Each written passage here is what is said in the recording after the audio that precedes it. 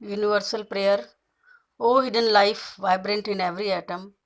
O hidden light, shining in every creature. O hidden love, embracing all in oneness.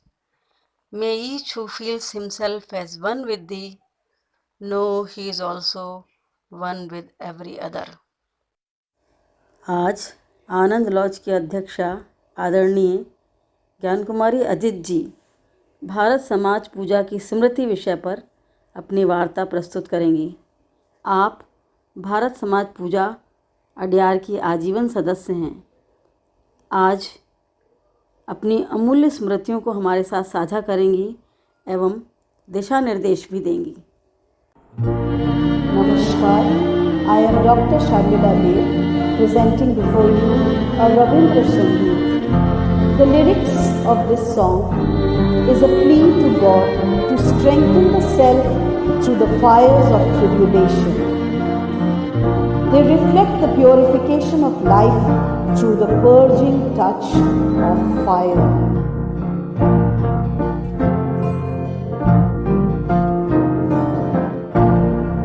আধুনিক পরশমণি ছোঁয়াও প্রাণে, এ জীবন পূর্ণ করো, এ জীবন পূর্ণ করো, এ জীবন পূর্ণ করো, এ জীবন পূর্ণ করো দহন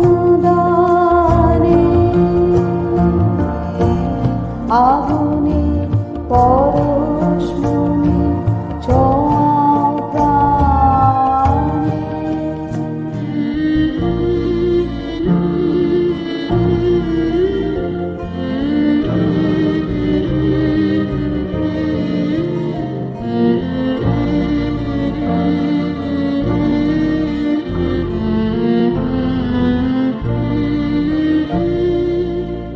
আমারে দেহ খানি তুলে ধরো, তোমার ওই দেবালয়ে প্রদীপ করো। আমারে দেহ খানি তুলে ধরো, তোমার ওই দেবালয়ে প্রদীপ করো। নিশিদিন আলোক শিখা জ্বলুক গানে, নিশিদিন আলোক শিখা জ্বলুক গানে। এই আগুনে পরশমণি ছোঁয়াও প্রাণে।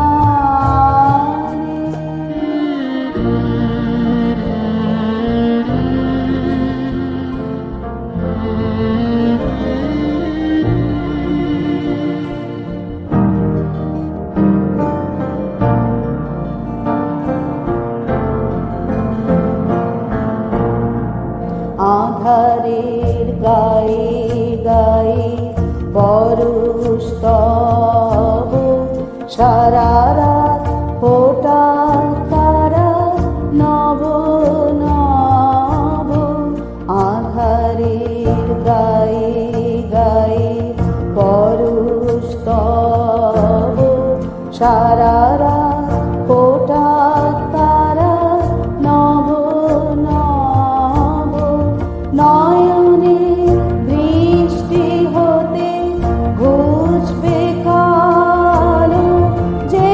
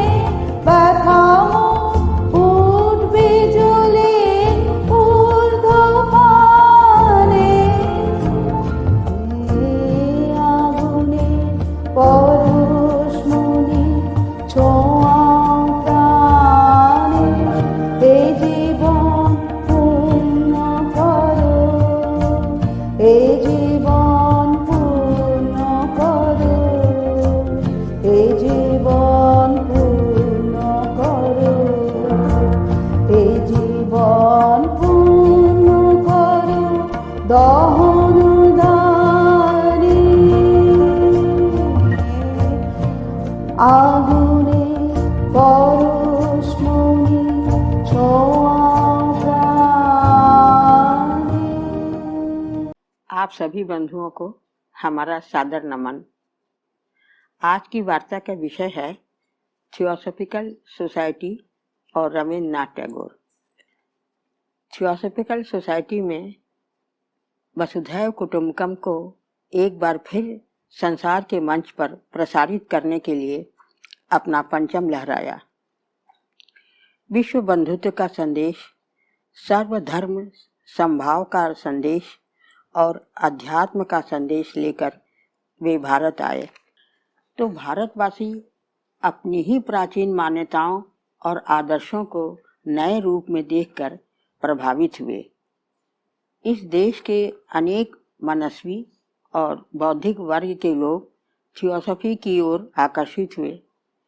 उन्हीं में से एक थे रविन्द्रनाथ टैगोर।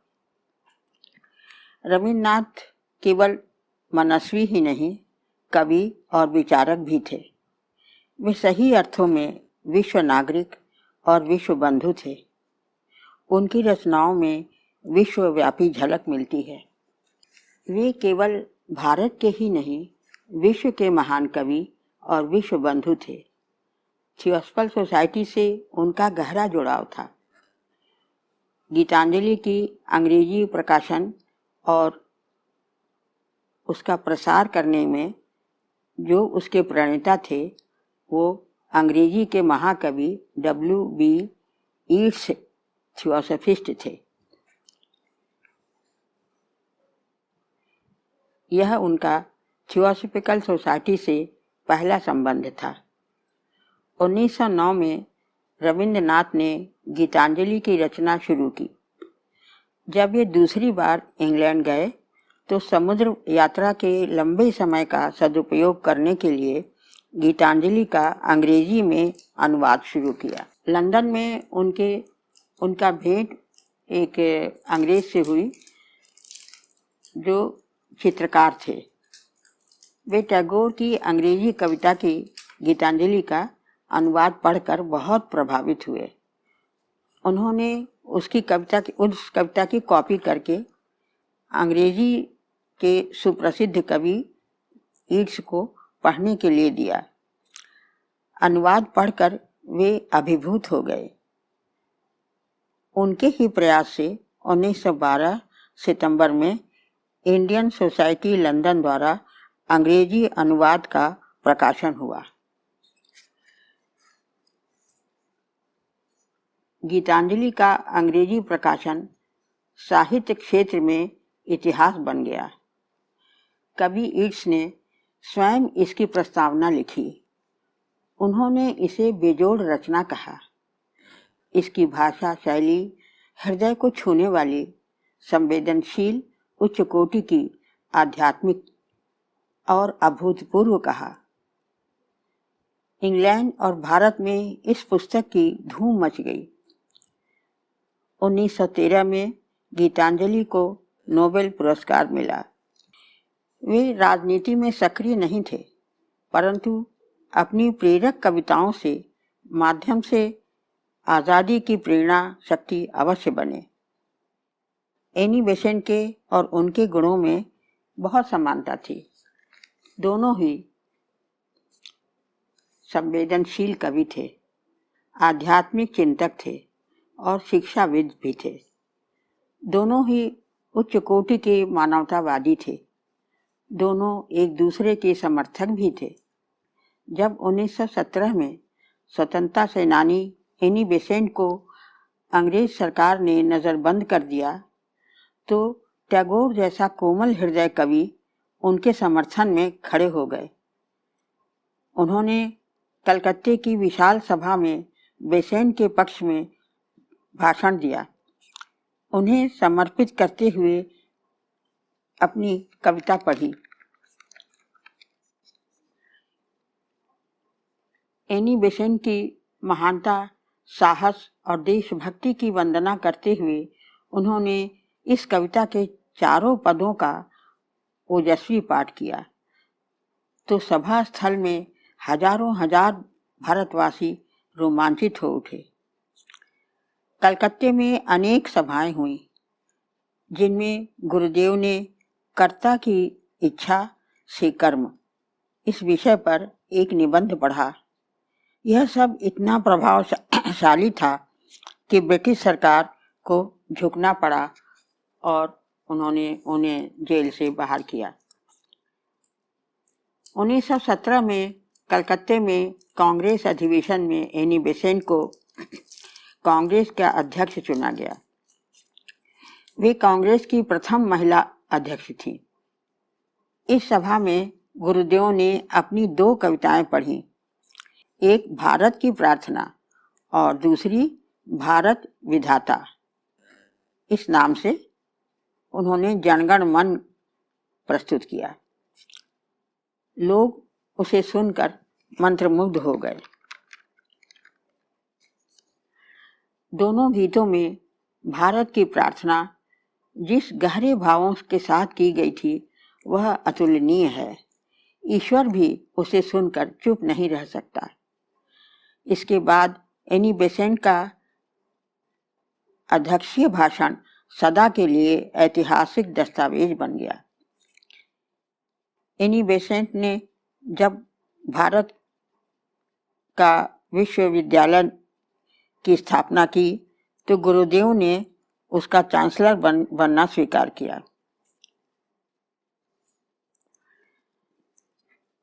शांति निकेतन में विश्व भारती की स्थापना हुई तो एनी बेसेंट और थियोसॉफिकल सोसाइटी के सदस्यों ने अपना भरपूर योगदान दिया। गुरुदेव की उदारता का उदाहरण है कि उन्होंने छोटे से अनुदान देने वालों को भी अपने हस्ताक्षर से धन्यवाद का पत्र भेजा। आनंद लॉज की थियोसॉफिकल सोसाइटी इलाहाबाद की सदस्य बिमला जगदीश प्रसाद को भी उनका यह बहुमूल्य धन्यवाद पत्र प्राप्त हुआ था। इलाहाबाद को यह गौरव भी प्राप्त हुआ जब गुरुदेव रविंद्रनाथ टैगोर इलाहाबाद के थियोसॉफिकल स्कूल कृष्णाश्रम में आए। श्रीमती कुंवर तैमनी तब प्रथम प्रिंसिपल थी। एनी बेसेंट ने गुरुदेव से निवेदन किया था कि वे भारत की अभ्यर्थना कर गीत लिखें। कहते हैं कि 1911 में ही उन्होंने जन गण मन प्रार्थना भारत विधाता शीर्षक से लिखा था। वर्ष 1911 में इस रचना की शताब्दी वर्ष मनाई गई। आज़ादी से पहले ही थियोसॉफिकल सोसाइटी के स्कूलों में यह गीत पूरा 4 पद गाया जाता था। हमारे कॉलेज में 17 जुलाई को गीत नृत्य कार्यक्रम होता था। शांति निकेतन से आए शांतिदा रविंद्र संगीत सिखाते थे। जनगण मन और वंदे मातरम गीत निर्भय होकर गाया जाता था, जबकि वंदे मातरम गीत गाना ब्रिटिश सरकार द्वारा निषिद्ध था। यदि उस समय जनगण मन गीत का अर्थ ब्रिटिश सरकार जान लेती तो शायद इसे भी निषिद्ध कर देती, पर रहस्यवादी कवि के गीतों का अर्थ समझना इतना आसान नहीं था। इस गीत के 4 पदों को पढ़ने और समझने के बाद कुछ लोगों की भ्रांतियां दूर होती हैं। कवि ने प्रायः अपने देश गीतों में ईश्वर से प्रार्थना की है, अपने देश की जनता के लिए और स्वाधीनता के लिए। इस गीत में भी दारुण विप्लव में रथ सारथी अर्थात कृष्ण से, भगवान कृष्ण से शंख ध्वनि करके संकट को दूर करने की प्रार्थना की गई है। यह गीत सर्वप्रथम तत्वबोध प्रकाशक नामक बंगला पत्रिका में भारत विधाता शीर्षक से प्रकाशित हुई थी।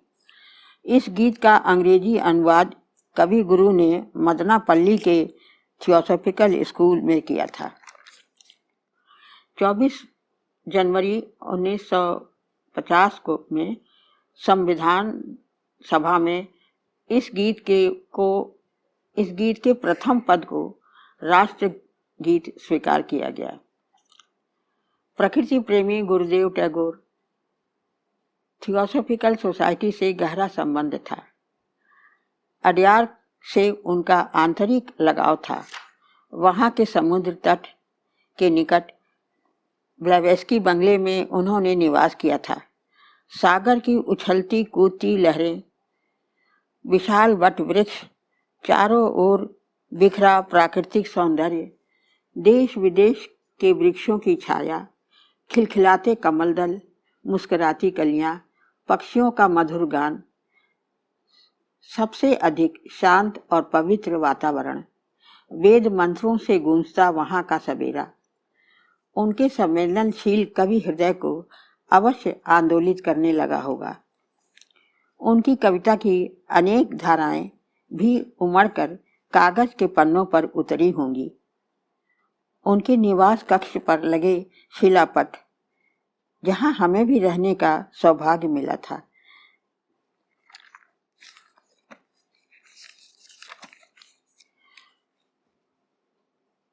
भावनाएं सजीव हो उठती हैं। जैसे लंबा चोगा पहने गुरुदेव किसी कविता की पंक्ति गुनगुनाते हुए ब्लेवेस्की बंगलों के सामने टहल रहे हों।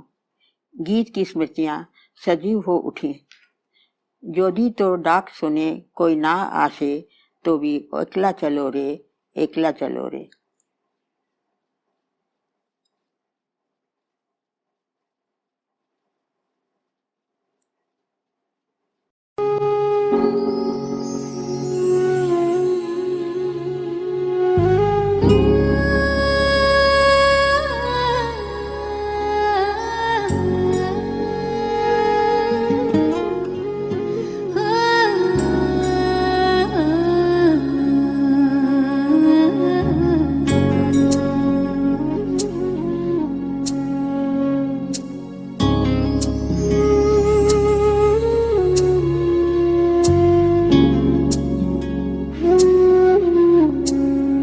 যদি তোর ডাক শুনে কেউ না আসে, তবে একলা চলো রে।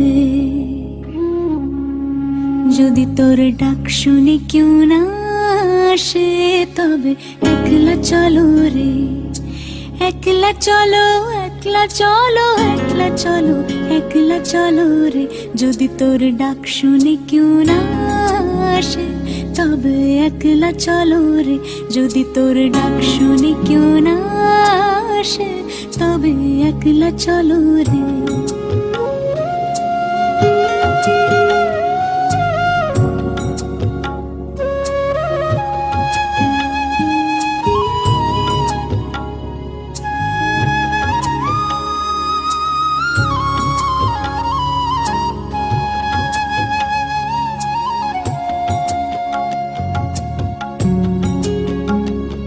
যদি কেউ কথা না কয়, ওরে ওরে ও ভাগা, কেউ কথা না কয়।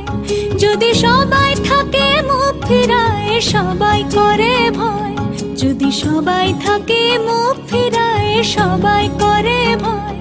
তবে পরাণ খুলে ও তুই মুখ ফুটে তোর মনের কথা একলা বলো রে। যদি তোর ডাক শুনে কেউ না আসে, তবে একলা চলো রে। যদি তোর ডাক শুনে কেউ না আসে।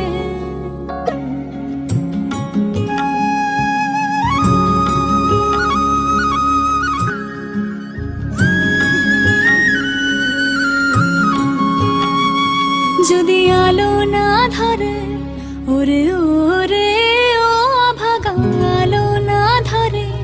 যদি ঝড় বাদলে আধার রাতে দুয়ার দেয় ঘরে।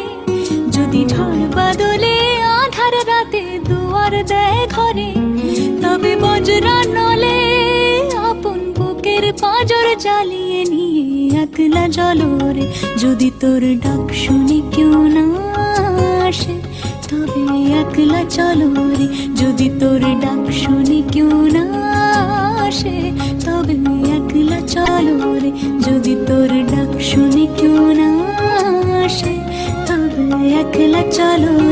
যদি তোর ডাক শুনে কেউ না আসে তবে একলা চলো রে, যদি তোর ডাক শুনে কেউ না আসে তবে একলা चलो रे। आज प्रयाग ब्रांच के विशेष कार्यक्रम में डॉक्टर शर्मिला देव ने रविंद्र संगीत प्रस्तुत किया तथा अरुणा गुहा चौधरी एवं पारिजात गुहा चौधरी ने श्री श्रेया घोषाल की संगीत पर नृत्य प्रस्तुत किया है। आप सभी को आनंद लॉज की ओर से हार्दिक धन्यवाद है। असतो मा सद्गमय सद्गमय तमसो मा ज्योतिर्गमय ज्योतिर्गमय मृत्योर्मा अमृतं गमय अमृतं गमय अमृतं गमय।